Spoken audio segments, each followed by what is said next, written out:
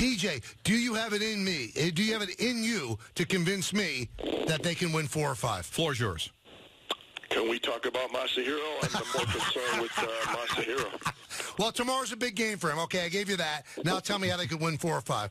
They cannot unless there's major injuries on the Golden State roster.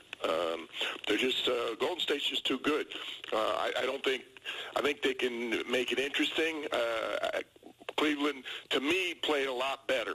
I saw some good things in Game 2 compared to Game 1, but there's just too many players for Golden State playing well right now and not nearly enough on the other side. I do think they'll play better at home.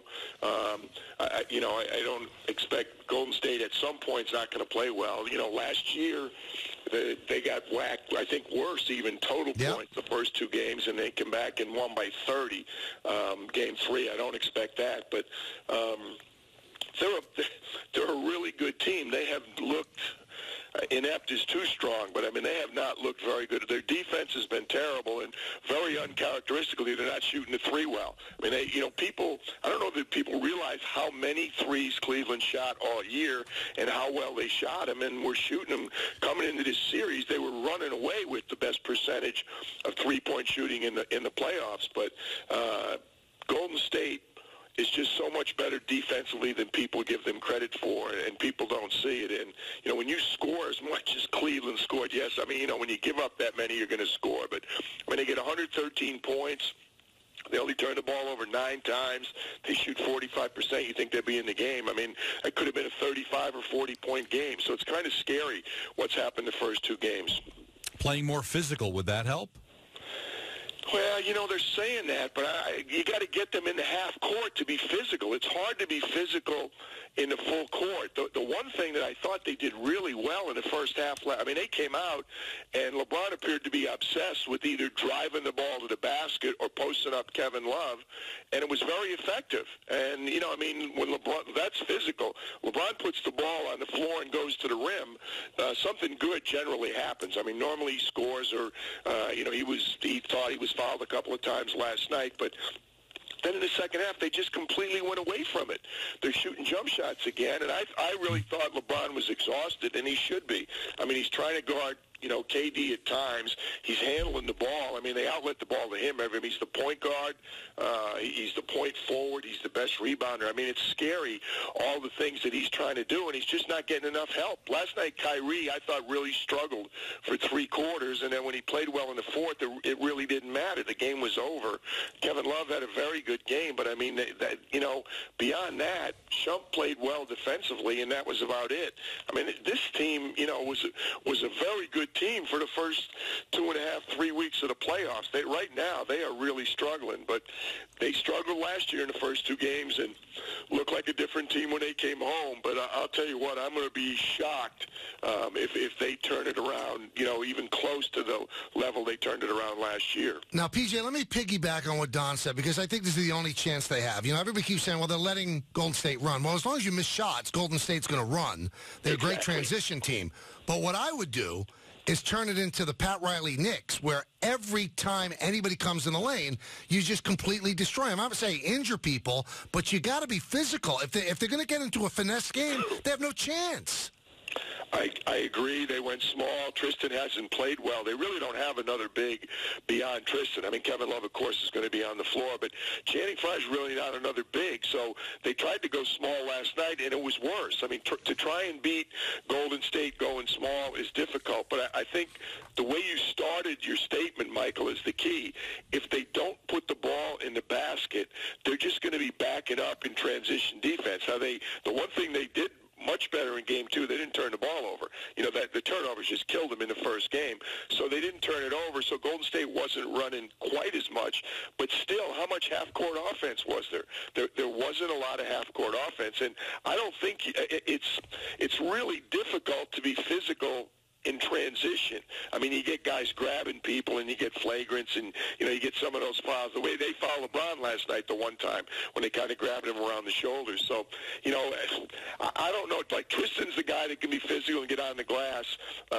Last night, Zaza and JaVale McGee didn't play that many minutes, and they were still able to pretty much neutralize Tristan Thompson. So, I mean, I'm not sure. I'd love to listen in on the meetings right now. I mean, I'd love to hear what Lou and Jimmy Boy, that staff, Larry Drew, what they're going to come up with. But unless you slow Golden State down and unless they put the ball in the basket, like 50%, unless they shoot close to 40 from three, they're just going to be backpedaling the whole night. And then I can't see how they can be physical in transition. I think that's, that sounds good, but I don't think you can implement it unless you're so much better offensively than they've been so far. Now, would you take this tack, PJ? Would you just take the air out of the ball on your end and milk 20 seconds out of 24 every time you have the ball? You wouldn't go to that extreme, but I would certainly not be burping up the quick threes. The problem is threes have been their bread and butter. I mean, this team, people would be surprised.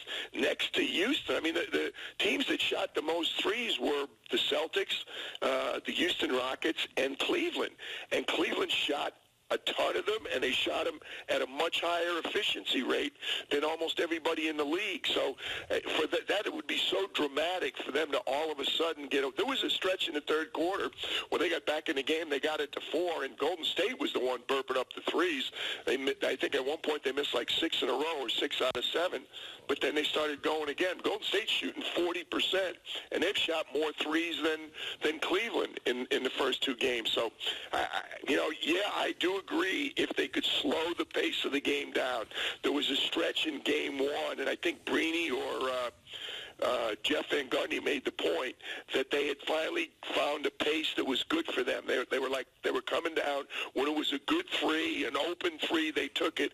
When it wasn't, they kind of ran some offense. I don't think it was that they got deliberate. I just think their shot selection got a lot better. They stopped with the contested threes, and they did a better job getting the ball inside. But LeBron attacking the rim has been their only effective offense so far.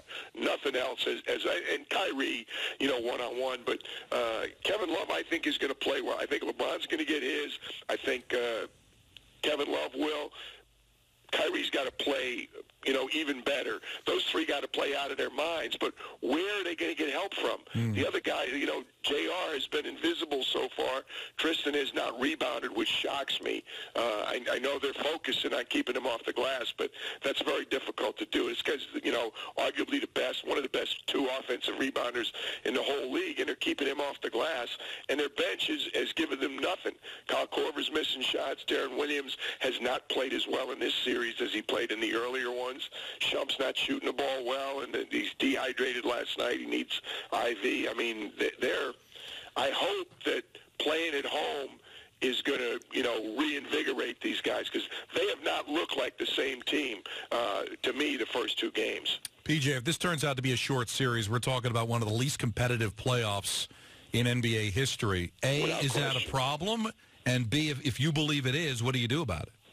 I don't think it's a problem, because I go the other way. If it turns out this way, we're seeing a team that is just historically good. I think if they manage to sweep them, I think you start saying, look, this team won 67, 73, and 67. They very easily could have won 3 straight if they go on and sweep them this year, and celebrate that we've got a great team. I think we have a second tier of a number of good teams, but I didn't think the gap was this dramatic. I thought they were the best team in the league, but I thought we were going to have a good playoffs. I still believe that Spurs series would have been interesting if Kawhi doesn't go down.